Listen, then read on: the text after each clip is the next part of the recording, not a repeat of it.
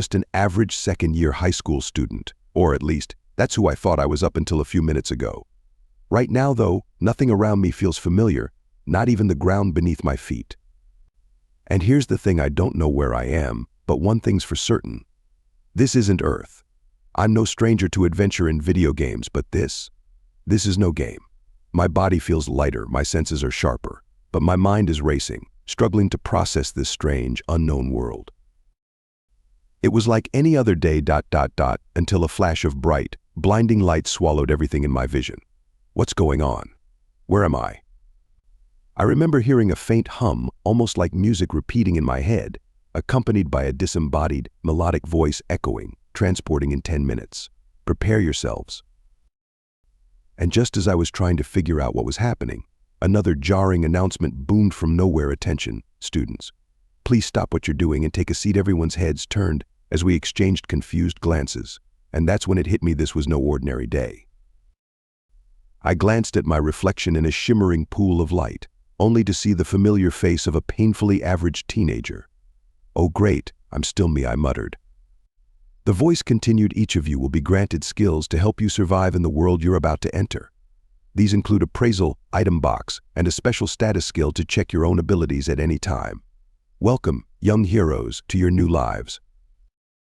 But hero? Me? I could feel laughter bubbling up inside me. Hero. I wasn't anyone special. Heck, even in my school, I barely registered on anyone's radar except as the weird kid. I didn't know if this was a dream, a prank, or some twisted game. I kept waiting for someone to call it all off and tell us to go back to our classes, but the minutes ticked by, and nothing changed. If anything, the situation just became more and more surreal. The voice spoke again, louder, with a strange excitement. 3.2.1. Transporting now, and suddenly I was weightless, pulled from reality as I knew it and into a spiral of colors, sounds, and light. When I finally blinked my eyes open, the world around me had completely transformed. Towering trees reached for the sky, their leaves shimmering under an eerie moonlight that seemed too bright for the nighttime. I was alone, and that gut-wrenching fear gnawed at me. Where was everyone else? Were they okay? And most importantly, what exactly was I supposed to do now? I tried to take stock of my surroundings and did as the mysterious voice instructed, activating my appraisal skill. A floating interface popped up in front of me, showing my stats. Species barely human. Gender creepy male. Age 17. Attack level 1. Defense level 1. Agility level 1. Magic attack level 1. Magic defense level 1. Luck 0. Charm immeasurable. Barely human? 0 charm? Luck is 0. I laughed nervously, trying to shake off the unsettling sense of failure that came with these stats. You've got to be kidding me, my heroic stats were painfully lacking. I was practically a nobody here too. The days that followed were rough, to say the least. I scavenged what I could, fighting hunger as I struggled to survive. I searched for any kind of food, and one night I stumbled upon an odd-looking fruit hanging from a low branch. With a rumbling stomach and no other options, I grabbed it and bit in. The taste was indescribable. It was awful, like bitterness mixed with a rotten tang. But hunger overrode my disgust, and I forced it down. That's when I felt a strange tingle radiating through my body, like my insides were being reworked. A voice whispered in my mind, effect of fruit of evolution activating. I froze. Evolution? What's that supposed to mean then? Suddenly I felt my entire body convulsing. Pain surged through me, as if my bones were shifting and muscles were expanding. The agony was unbearable, and for a moment I thought I might actually die. But then, just as quickly as it started, the pain vanished. I glanced down, and my heart nearly stopped. My arms looked leaner, my frame less pudgy. My body had changed because of that strange fruit. As days passed, I found more of these fruits and kept eating them. Each one caused the same agonizing transformation, but each time I felt myself growing stronger, faster, and smarter. It was as if the fruits were rewriting me from the inside out. One night, as I was scavenging for more food, A shadow loomed behind me. I spun around, coming face to face with a hulking creature, a monkey, but far larger and more menacing than any monkey I'd ever seen. I barely had time to react as it lunged, swinging a fist the size of my head. I dodged by a hair, feeling the wind from its punch brush against my face. My instincts kicked in, and I activated a skill I didn't know I had: guillotine kick. My leg shot up, connecting with the beast, and it staggered back. I'd actually done damage. The creature roared, its eyes blazing with rage as it charged again. I unleashed a series of kicks and punches, each one landing harder and faster than the last, until finally the beast collapsed with a thunderous crash. My heart raced as I stared at its fallen form, a mix of adrenaline and shock flooding my veins. I'd survived. Skill acquired: Twin Fang Attack. Skill acquired: Enemy Detection. A voice announced in my head. Congratulations, your experience level has increased by 500.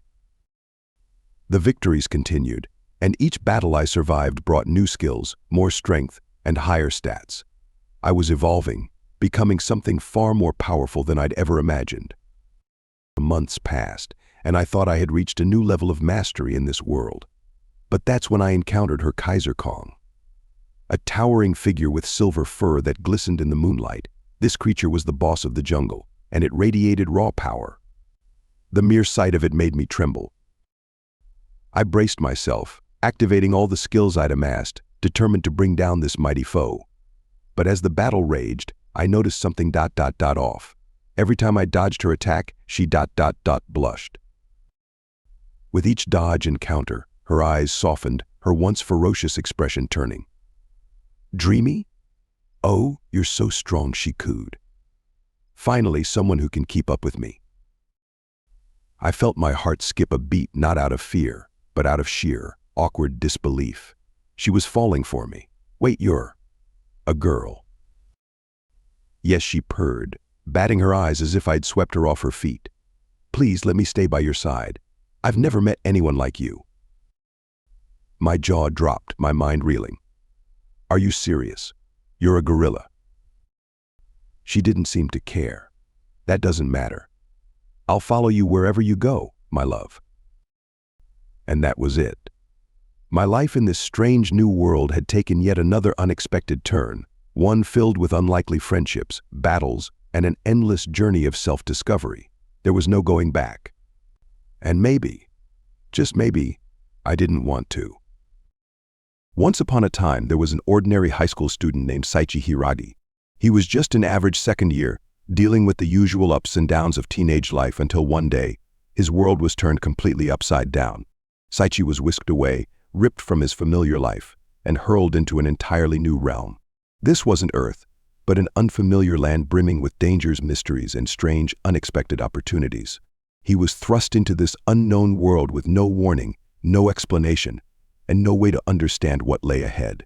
His heart pounded with both fear and excitement as he realized he was no longer bound by the same rules or limitations of his former world.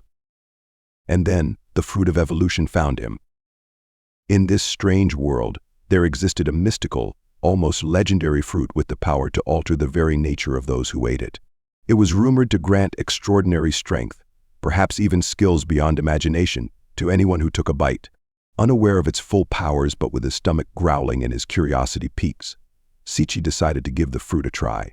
The instant he took a bite, a surge of power overwhelmed him. His body transformed, muscles grew stronger, his senses sharpened, and he felt a newfound energy rushing through his veins. It was as if he had been reborn with the strength of a hero capable of overcoming any challenge. And yet, despite his incredible transformation, a strange quirk remained: he was still registered as level 1. How could that be? Saichi was too stunned to dwell on the details for long, though, because soon he faced an encounter that no one could have anticipated. Out of the trees came the sounds of footsteps, large, pounding footsteps, like the sound of thunder crashing on the ground. His gaze shot up, and there, emerging from the shadows of the forest, was a towering gorilla with deep, curious eyes. This wasn't just any gorilla.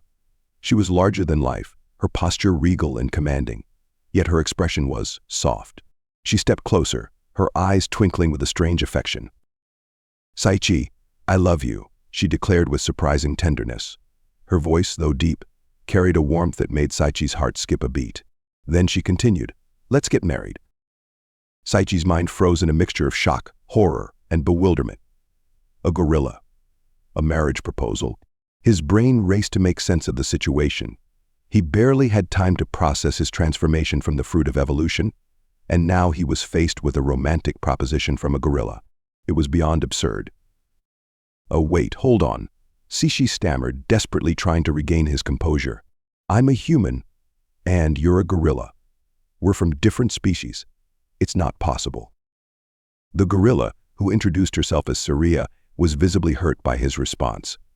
Her eyes filled with a mix of sadness and stubborn resolve as she crossed her arms.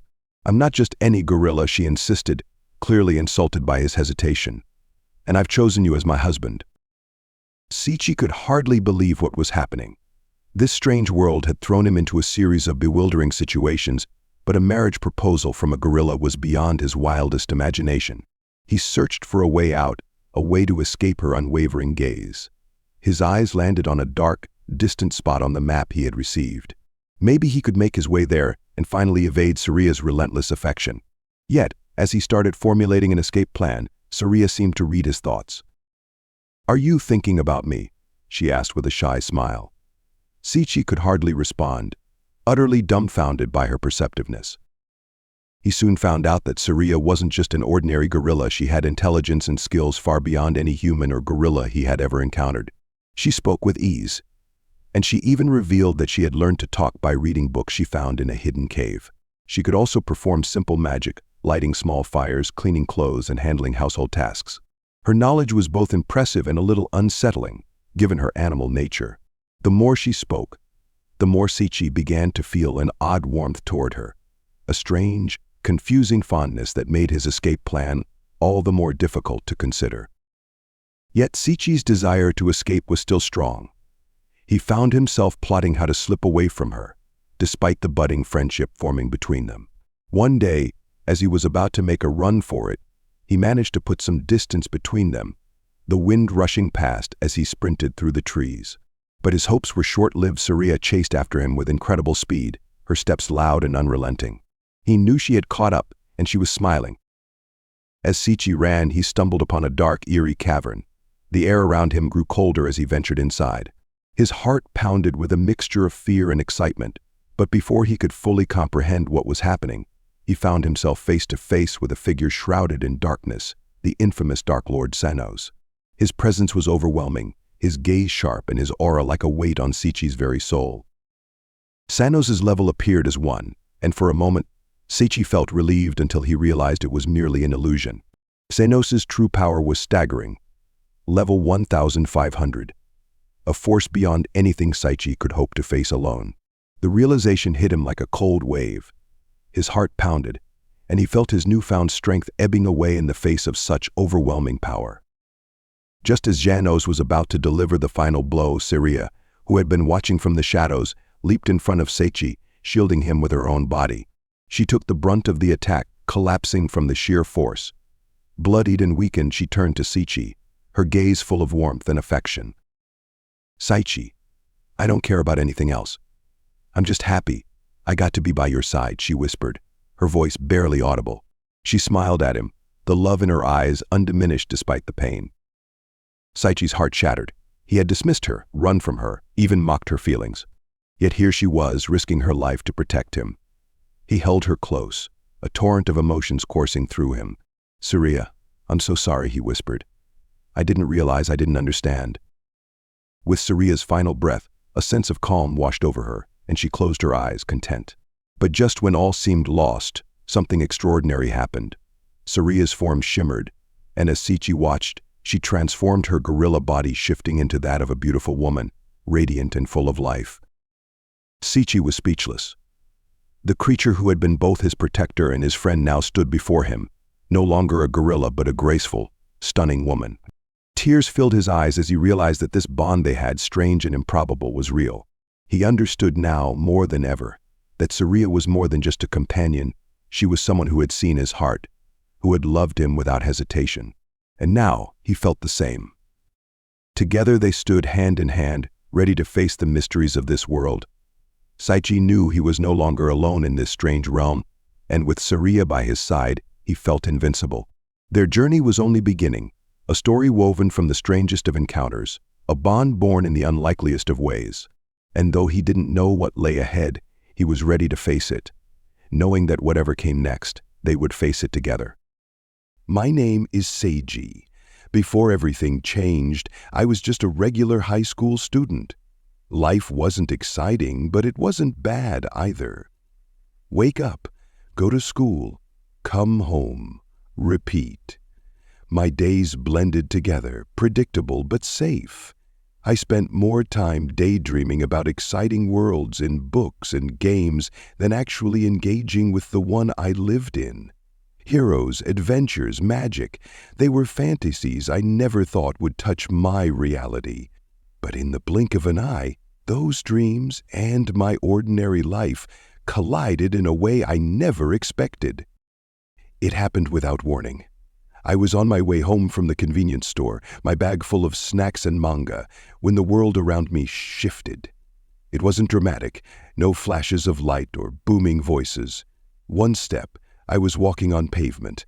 The next, I was standing in a dense forest, the air thick with unfamiliar scents. The sunlight filtering through the canopy above was brighter, almost golden, and the sounds of distant creatures replaced the hum of city life. I froze, my mind scrambling to make sense of it. Was this a dream? Some kind of hallucination? I pinched myself hard enough to leave a mark, but the forest remained stubbornly real. The quiet panic set in. Where was I? How did I get here? Most importantly, how would I get back? I wandered aimlessly, my thoughts a storm of confusion and fear. As I moved, I noticed small details that solidified one terrifying fact. This wasn't Earth.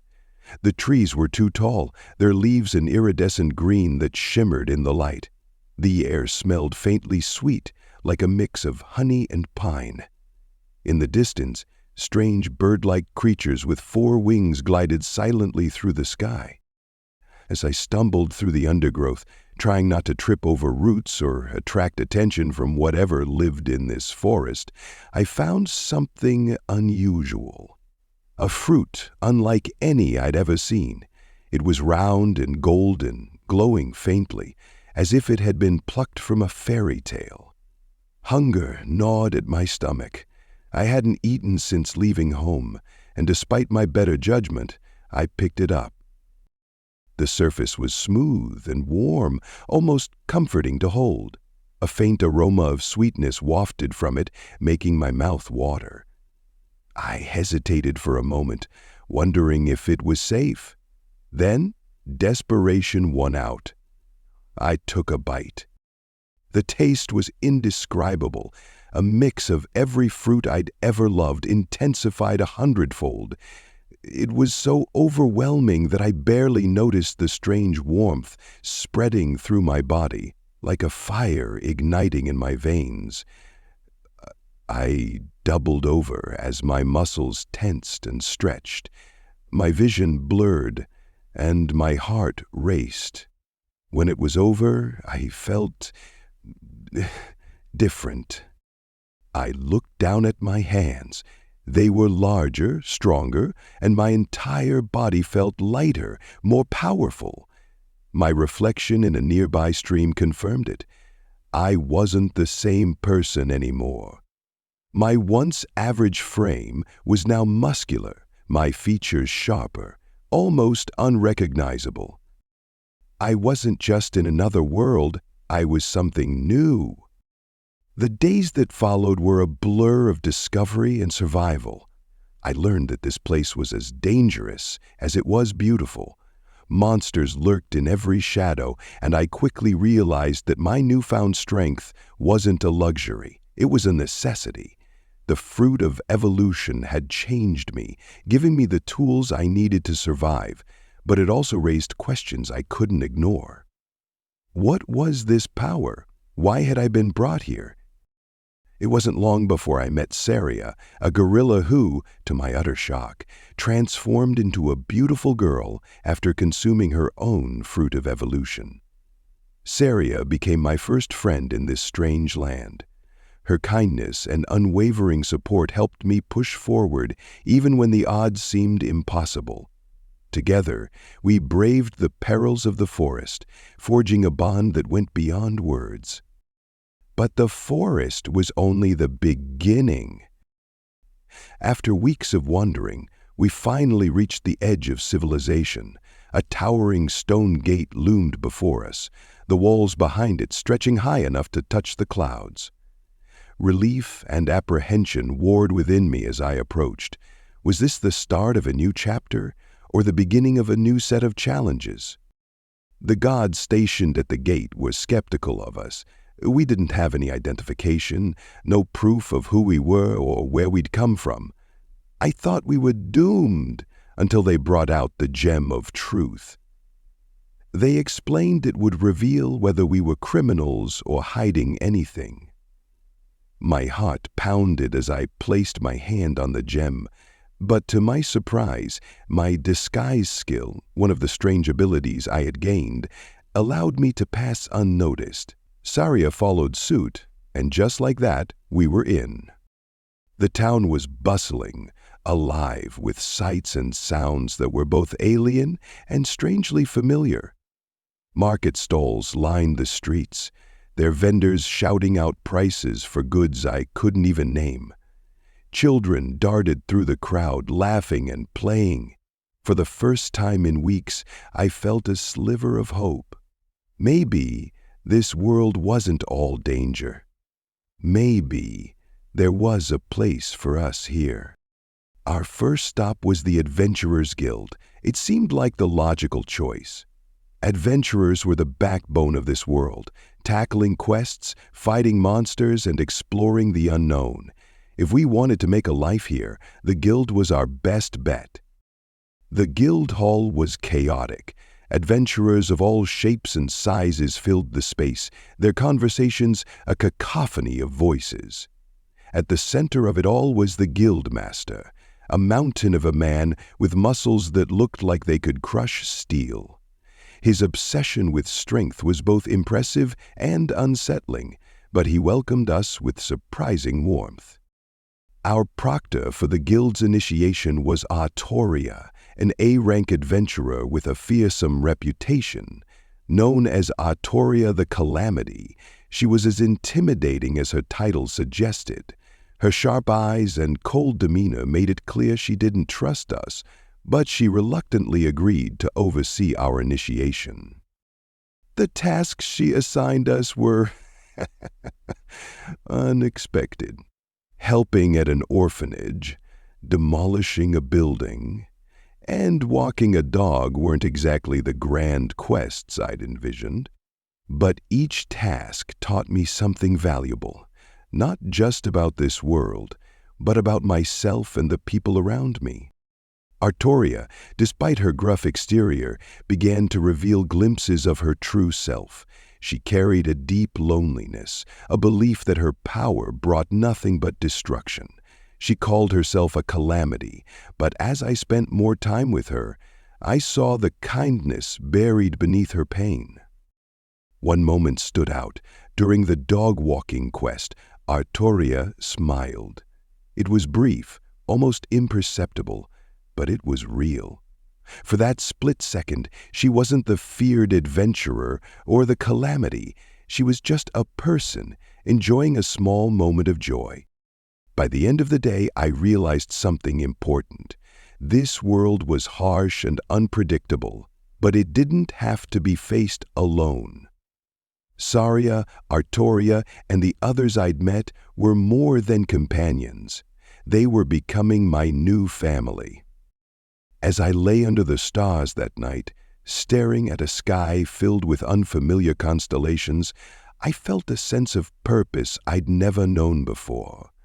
My old life was gone, but maybe that wasn't such a bad thing. This world was full of challenges, mysteries, and dangers, but it was also full of potential. And so, with Saria by my side and a growing sense of determination in my heart, I embraced the adventure ahead. All right, buckle up because this story has twists, turns, and all the fantasy chaos you can imagine. Let me start from the top. My name is Seiji, and, well, I've probably said this before, but it bears repeating. I used to be your average second-year high school student. You know the drill. Textbooks, awkward teenage moments, and daydreaming about anime-level adventures. Except, one day, I didn't have to daydream anymore. Out of nowhere, I was pulled into an entirely different world. One minute I'm on Earth, the next, I'm in some strange, fantastical land with massive forests, glowing skies, and creatures straight out of a gamer's worst nightmares. At first, I thought, okay, this is it, I'm toast. But then something extraordinary happened. I stumbled across this thing called the fruit of evolution. Now, let me tell you, that fruit looked suspicious, but I was starving, so I took a bite. And guess what? My entire life changed in that instant. I went from being this scrawny, everyday guy to someone you'd see on the cover of a Heroes Guild magazine. Buff, ripped, OP, you name it, I've got it. Suddenly, I felt like I could take on anything. Spoiler alert, that confidence got tested real fast. But the fruit of evolution didn't just change me, it also brought someone amazing into my life. Enter Saria, a kind-hearted companion who, well, used to be a gorilla. Yep, you heard that right. She ate her own fruit of evolution, and bam, she transformed into this beautiful, cheerful, and incredibly strong girl. Together, we formed a team and managed to survive the wild forest that had become our home. But we knew we couldn't stay there forever. We had to move forward. Our destination? The royal capital. The plan was simple. Join the Adventurers Guild, get registered, start taking quests, and hopefully figure out more about this world and why I was brought here in the first place. Sounds straightforward, right? Wrong. This world doesn't do easy. It has a way of throwing curveballs when you least expect them. Her name? Artoria Graham. Or as she introduced herself, Artoria the Calamity. Yeah, with a name like that, you know she's not messing around. Artoria was everything you'd expect from someone with such a dramatic title. She was tough, no nonsense, and carried an aura of solitude that screamed, "Stay out of my way." But despite her cold demeanor, there was something about her, a sadness maybe. It felt like she'd been carrying a heavy burden for a long time. "All right," she said, her voice sharp and commanding. "Ready to start your first test?" Yeah, I replied, trying to sound confident, even though my nerves were doing backflips. "Your task is simple," she continued. "Gather 10 medicinal herbs from the surrounding area. Bring them back intact, and you pass." Medicinal herbs? Easy enough. Or so I thought. Isari and I set off, excited to prove ourselves. Artoria tried to explain more, but we were already out the door. Big mistake. At first, it seemed like we were making progress. Saria picked up the technique quickly, carefully pulling herbs from the ground, just like Artoria had instructed. "Very nice," I told her, inspecting her work. "You're a natural," she beamed, her enthusiasm lighting up the task. But here's where things went sideways. No matter how hard I tried, I couldn't find a single normal herb. Instead, I kept stumbling upon rare and unusual items. Mana mushrooms, glowing moss, and flowers that looked like they belonged in a magical painting. At first, I was excited. Rare items had to count for something, right? Wrong. When we brought our collection back, Artoria's expression was priceless. "What the heck are these?" she demanded, holding up a shimmering mushroom. Rare mushrooms," I offered weakly. "Who cares if they're rare?" she snapped. You were supposed to find medicinal herbs." I laughed nervously. "I'm trying, okay?" She sighed, clearly unimpressed. "You're lucky I'm in a generous mood." She tossed me a bundle of actual herbs. "Here, try harder next time." "You're an angel of herbs," I joked, bowing dramatically. "Shut up, next test."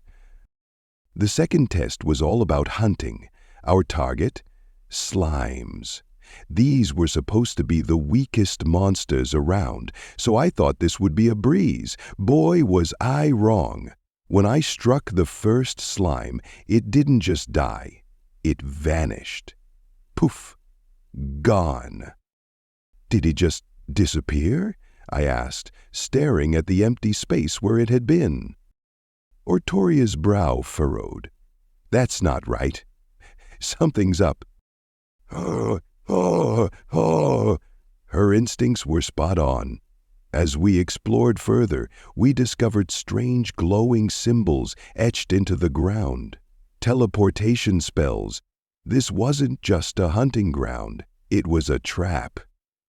Before we could react, the ground trembled and massive stone walls shot up, separating me from Saria and Artoria.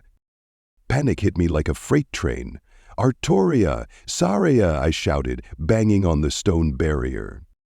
"Stay calm," Artorio's voice came from the other side. "Use the guide stone I gave you. It'll lead you to us." Then I ran into a monster. Not just any monster. This thing was massive, shadowy, and had glowing red eyes that screamed, "You're about to die." It lunged at me, and I fought back with everything I had. But let's be real, I was outmatched.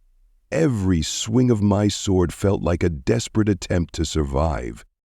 Just when I thought it was over, Artoria appeared like an absolute boss.